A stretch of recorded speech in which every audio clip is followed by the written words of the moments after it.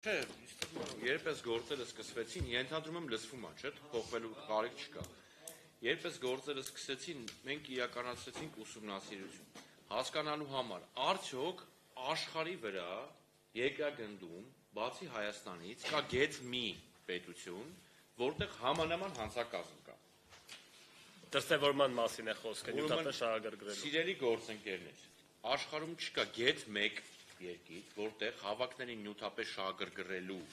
քրորեն պատժելի, ուրեմն արարքան անհատեսված այդ երկրի քրեական օրենսգրքով։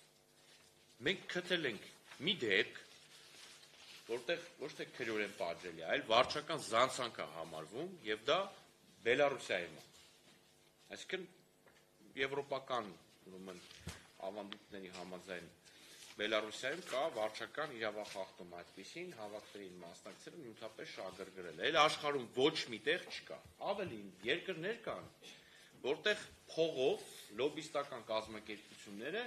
այս կամ այն անձի հավաքներին բերում են մարդկանց։ Ես վստահ եմ դուք հետևել եք, տեսել եք Ամերիկայի Միացյալ Նահանգներում այդ ընտրությունները, չէ՞, գունավոր գլխարկներով, ինչ որ սիրուն բաներով, տրաֆարետներով, բանով, ուսս նայում ես երիտասարդներ են, դեն շատ սինխրոնել բան են անում, արձագանքում են քաղաքական գործչի այս կամ այլ, ուրեմն ելույթին կամ ելույթի հատվածին։ Մենք լոբիստական կազմակերպություններ են, որոնք վճարովի մարդկանց բերում են, որպեսզի ապահովեն հավաքին այս մարդկանց մասնակցությունը եւ համապատասխան մթնոլորտ, որը նորմալ է, որովհետեւ առաջավոր եւ զարգացած աշխարհում խնդիրը քաղաքական process-ների կառավարման շրջանակներում դրված է ոչ թե հավաքին մարդ բերեցին, թե չբերեցին, դրված է ընտրական process-ների պատշաճ կազմակերպման վրա, դա մեկ, այսինքն ընտրությունները չկեղծվեն, մարդու ընտրական իրավունքը ուրեմն չխախտվի իրան այս կամ այն կերպ պարտադրելով կամ նյութապես շահագրգռելով, եւ նաեւ ընտրական ֆոնդերի թափանցիկությունը։ Եվ այս մասով նաեւ Չալաբյանի գործով մենք ունենք ԵԽԽՎ-ի 23 թվականի բանաձև, որտեղ ԵԽԽՎ-ն արձանագրել էր, որ այս դիմադրության շարժում էր 2022 թվական, որևէ ընտրական process չկար, ըստ այդմ այդ ընտրական process-ների շրջանակներում որևէ ուժի նախընտրական ֆոնդի չափի կամ թափանցիկության կամ ծախսերի մասով խնդիր չկար, մենք ապշած ենք ինչ են այս մարդկանց նկատմամբ քրեական հետապնդում անում։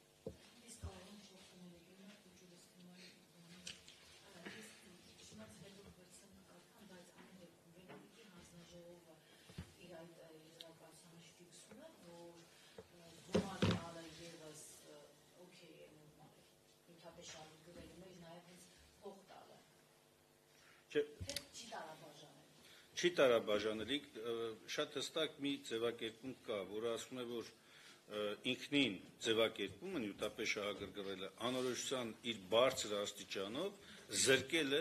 նորմալ տրամաբանական եւ ընդունված ու հավաքի մասնակցության ազատության իրականացմանը նպաստող նյութապես կամ ֆինանսական միջոցներ ծախսելու մոտեցումը։ Այսինքն ըստ էության Վենետիկի հանձնաժողովը առաջնահերթություն համարելով, ինչպես որ մենք էինք անդադպնդում, սահմանադրական եւ միջազգային իրավունքով պաշտպանված հավաքների մասնակցության մարդու կարծիքի արտահայտման ազատության, համատեղ մասնակցելու քննարկումներին այս իրավունքը մնացած ամեն ինչ ասել է բացանցում է դրանից։ Ի վերջո չի կարող առանց ծախսումների ո՞նց կարող ես կազմակերպել հավաք։ Վենետիկի հանձնաժողովի դիրքորոշման տրամաբանությունն է, որ պետությունը այս հարաբերություններում անելիք չունի։ Այո։ Հələ մի պահ պատկերացրեք 1000 դրամ արի միտինգի, հա։ Քրեական վարույթ է հարուցվում, այդ անձին ասում են մի հատ բերչեկերով տեսնենք քանի հատ ջուր առար, քանի հատ բուտերբրոդ, եթե տակը փող մնաց քրեական է, եթե տակը փող չմնաց քրեական չի։ Հենց Վենետիկի հանձնաժողովը, որպես բավականին ողջամիտ կառույց, շատ տարօրինակ է, որ մեր կարծիքներն են համընկել է Վենետիկի դիրքորոշման հետ, ընդ որում ավելի վաղուցմանից է համընկնում, բայց կարծես թե մեր հետ ոչ մեկ համաձայն չէր երկրի ներսում իշխանությունների մեջ, էլի։ Բավականին ողջամիտ դիտարկումներ է արել, իսկապես ժողովուրդ ջան, մենք ամեն իրավական ցնորամտություն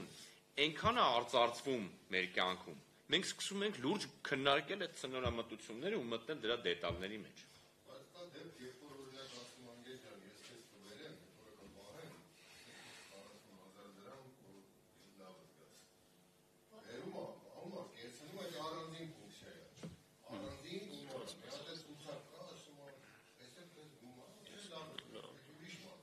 Ես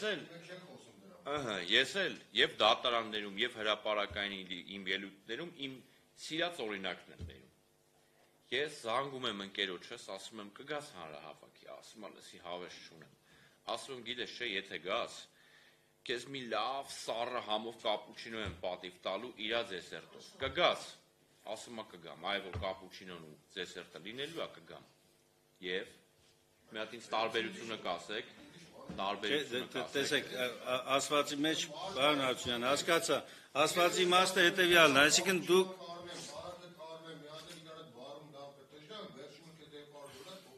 այսինքն դուք դա ձևակերպեցիք հետևյալը, հավաքի մասնակցել է որպես բիզնես, եկամուտ վաստակելու միջոց, ոչ, դրա մասին չի խոսքը, այստեղ դրա մասին չի խոսում, Վենետիկը դրան չի էլ անդրադառնում, Վենետիկն ասում է, որ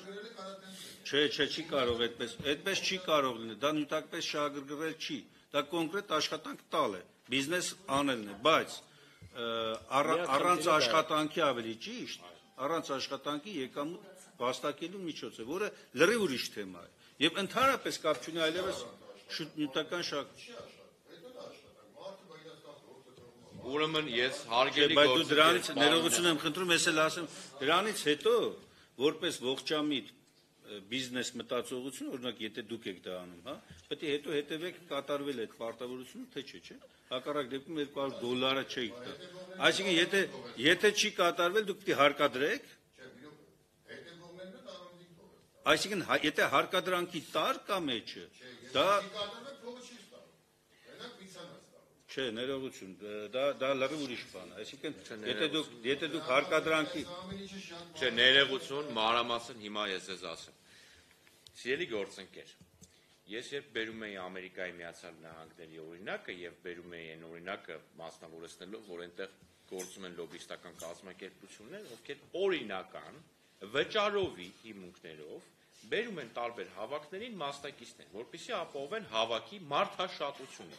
նաեւ ընդհանուր մթնոլորտը։ Բնականաբար այդ լոբիստական կազմակերպությունները այդ աշխատանքը իրականացնում են համապատասխան իրավապայմանագրային բազայի հիման վրա։ Ըստ այդմ Ամերիկայի Միացյալ Նահանգներում, որը կարծես թե այս օրինակի վրա եթե քննարկենք, ժողովրդավարական տրադիցիաներով շատ ազիջում Հայաստանի Հանրապետությանը, որովհետև մենք գրավել ենք նոր ուրեմն բաներ, նշաձողեր այս առումով։ Այնտեղ կնքում են պայմանագիր, անձին վճարում են հավաքին գալու համար եւ այդ վճարած ուրեմն գումարից նաեւ վճարվում է համապատասխան հարկերը։ Եթե իմ կարծիքը հարցնեք որպես քաղաքացի, ոչ թե որպես իրավաբան, արդյոք Հայաստանում պետք է լինի այդպիսի կառուցակարգեր, որ գումարով մարդկանց բերեն հանրահավաքների, ես որպես քաղաքացի կասեմ, որ դա լրիվ անիմաստ գործողություն է։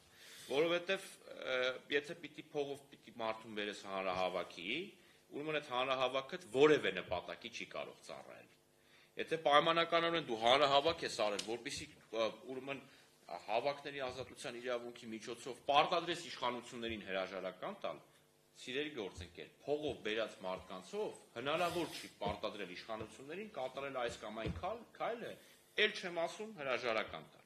Ուստի այս առումով ինքը անիմաստ կլինի, բայց ես կարծում եմ որպես ազատական մտածելակերպի տերմարդ այս առումով, որ նույնիսկ այդ քաղաքական պրոցեսներում դա աննշան եւ ոչ էական երևույթ է։ Կուզեն թող բերեն փողով մարդ, կուզեն թող չբերեն։ Մեկ այդ հավաքը ունի կոնկրետ նպատակներ, որին հասնելու համար փողով բերած մարդը չի այդ հարցը լուծել։ Այդ ներողություն եմ խնդրում, մի բան էլ ասեմ նոր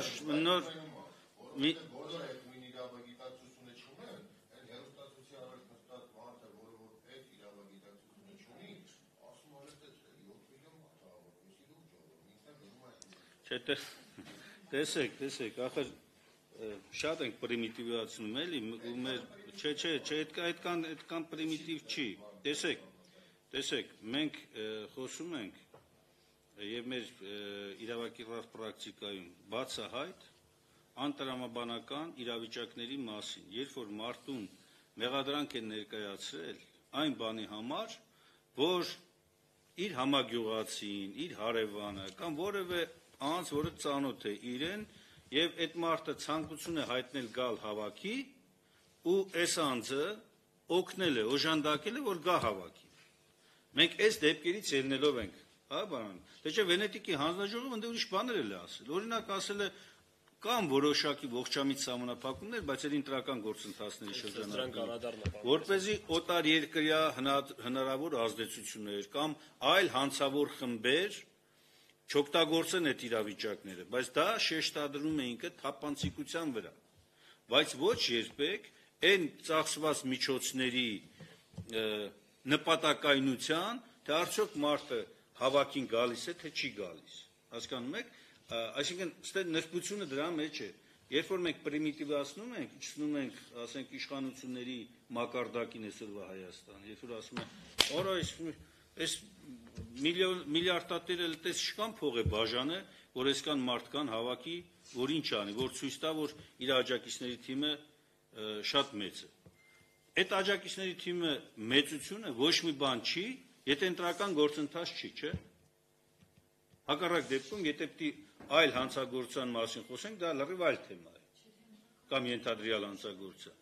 Ընտրական գործընթացում էլ ասում է, դա պիտի կարգավորվի արդեն նախընտրական հիմնադրամների եւ թափանցիկության կոնտեքստում։ Սա է նրբությունը, խնդրեմ։ Տեսեք, պարոն Արարատունյան, ձեր հարցի հետ կապված ազգանունը ճիշտ հիշեցի։